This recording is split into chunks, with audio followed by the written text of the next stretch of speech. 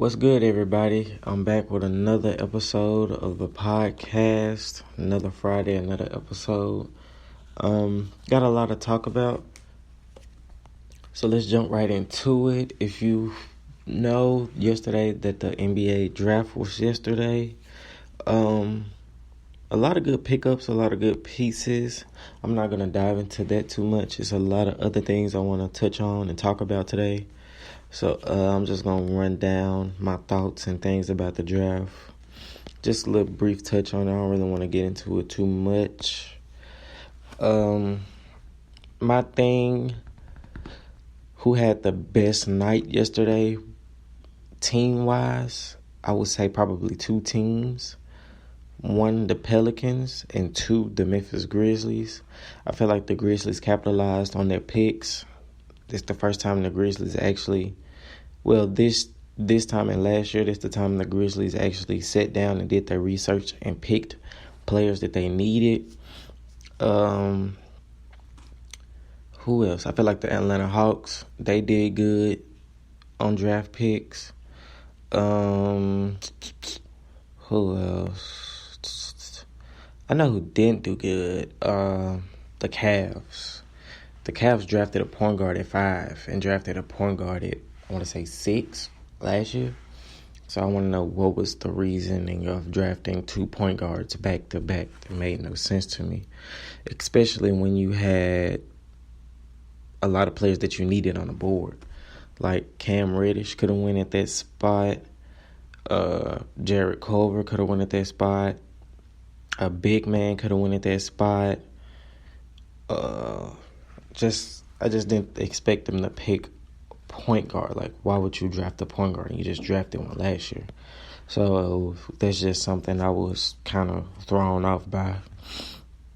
I'm excited I'm mostly excited for the Grizzlies and the Hawks, because those are two teams that's in a rebuild stage, and they've been drafting some really good players to fit the system and how they want to work. So I think that's going to work out good in like a couple of years from now.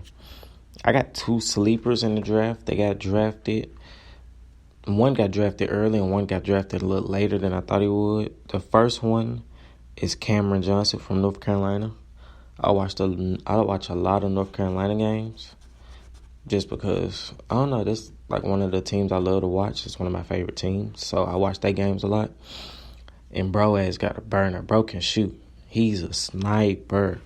So I thought he was going to go to the Grizzlies, honestly. I thought he was going to get drafted a little later down the line and fall into the Grizzlies' hands, which is something they needed, a shooter. And bro's a shooter.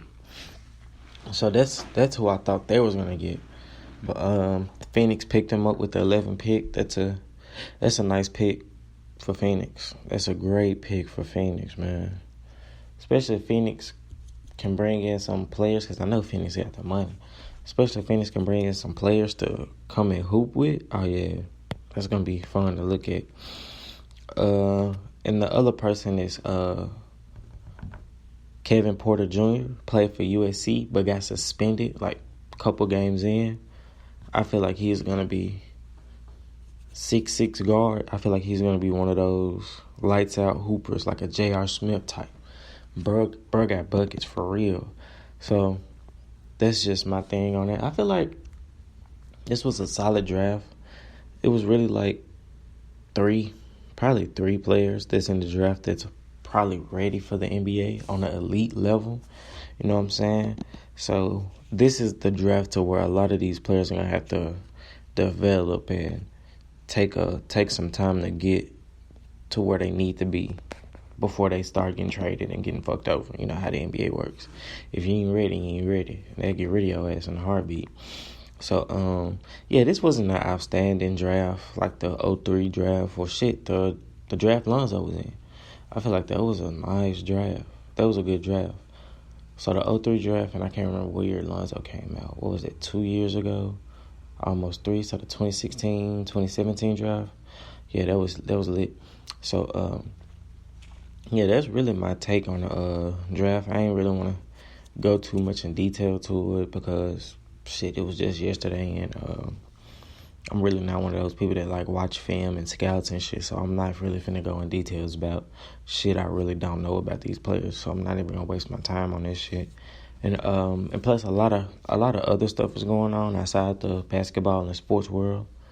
A lot of music's dropped today. Plenty of music has dropped today. Before I speak on to what's came out, I want to give an update on the music that has released. It's June, and that's half the year. Yeah, so we're halfway through the year, 6 months in the year, and I'm gonna say it, man. It's only 3 legit albums that's came out this whole year. I could be wrong. Some people can't put me up on game. I'm sleep on something. Don't be afraid to let me know if I'm sleep. But it's only been 3 projects that's came out that's legitimately, I won't say album of the year worthy. 2 of them are album of the year worthy. But besides that, man, it's really not that much to go off of when you think of like best albums of 2019. It's only 3. And I would tell you those 3 in the order. Maybe 4, but that 4th one really isn't good. It's the top 3, so I really won't even waste my time. Gonna Drip or Drown 2. That's 3. Schoolboy Q Crash Talk is 2. And YG For Real is 1. Now, the 1 and 2 spot, I won't get mad if you flip them, or if you say Schoolboy Q has number 1. Because I'm not gonna lie, Schoolboy Q album is 5 stars. 100% 5 stars. Every song bang. Every song slaps. Every song's gonna win. You don't have to skip. But just something about that YG, I love it. Every song, I'm slapping to it. I'm not skipping any songs. If you play it from 1 to 12, because 13 is him talking about Nipsey at the funeral, and 14 is just a remix song. People really too much don't care about songs that get remixed. That's more of a label thing. So if you count 12, YG's not on 12. He's not rapping on 12. That's some girl. So if you really want to say from 1 to 11, you can listen to 1 to 11, no skip, no nothing. So it's basically the same case I made for the Schoolboy. Both of them motherfuckers go. You can't get any worse. Like, you can't go wrong with listening to either one. So for me, I feel like the YG is more up my tempo, up my vibe. It's fun, party. It's just, I don't know, just something about it. I just fucks with it to a higher extent. And don't get me wrong, the Schoolboy Q is vibes. Don't get me wrong. It's one of them things to where, like, this is my first Schoolboy Q album I've ever listened to. Swear to God.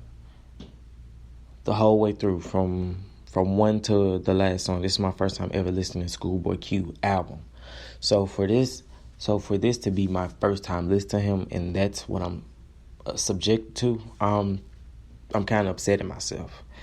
Because this is not his first album, of course. So I'm pretty sure he has more than just this that sounds like this, you know what I'm saying? So I feel like I've been sleep on him.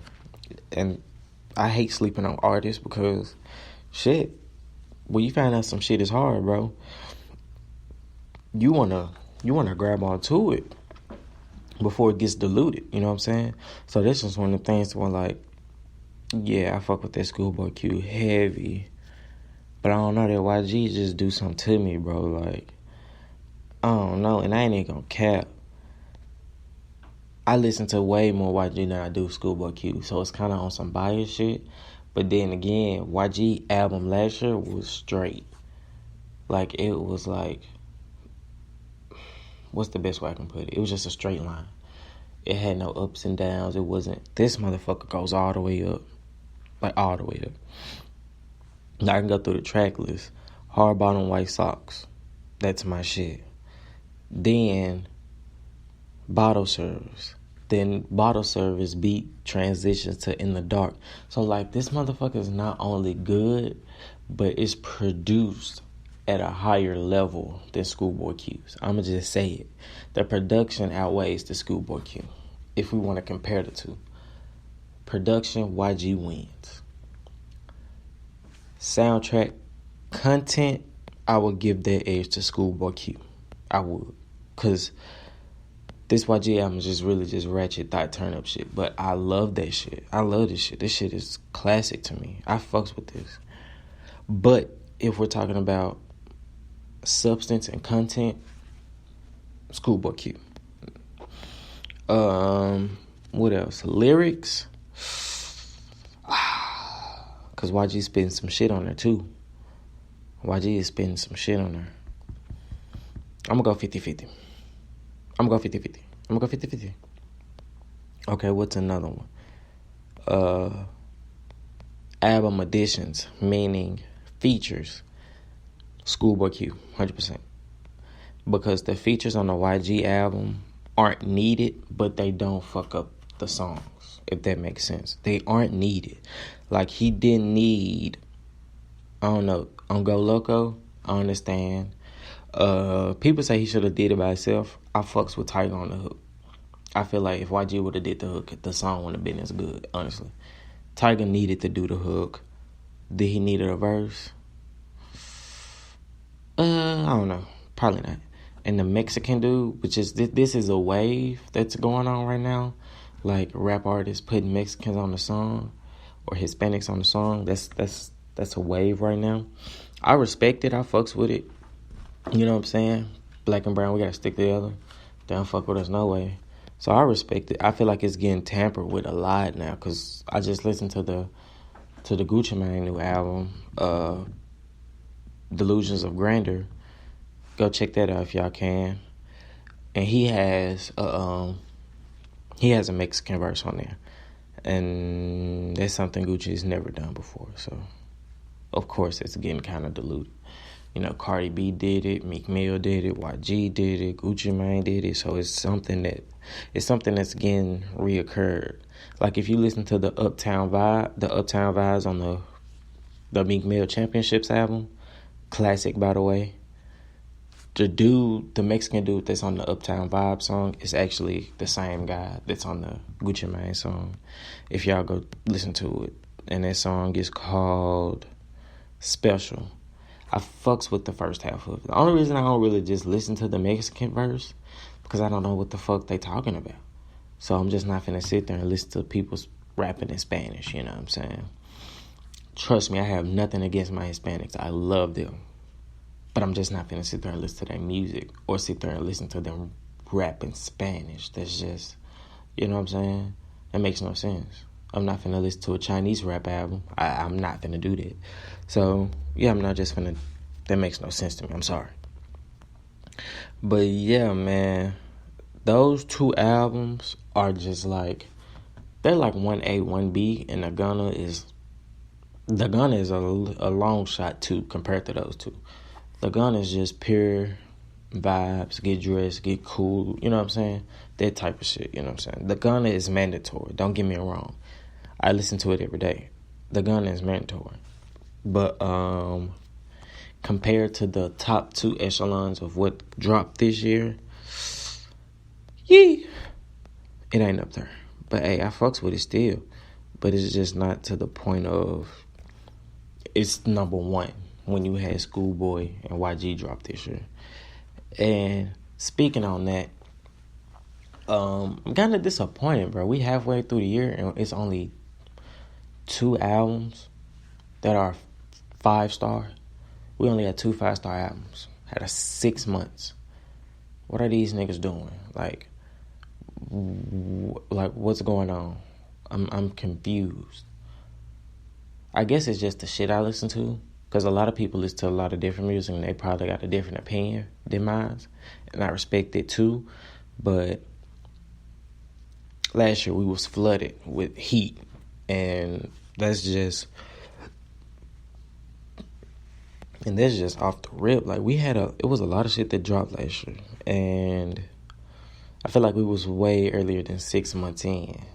Victory Lap, the Travis Scott, the Quavo, the Meek Mill, like, and these just off the top of my head. You know what I'm saying?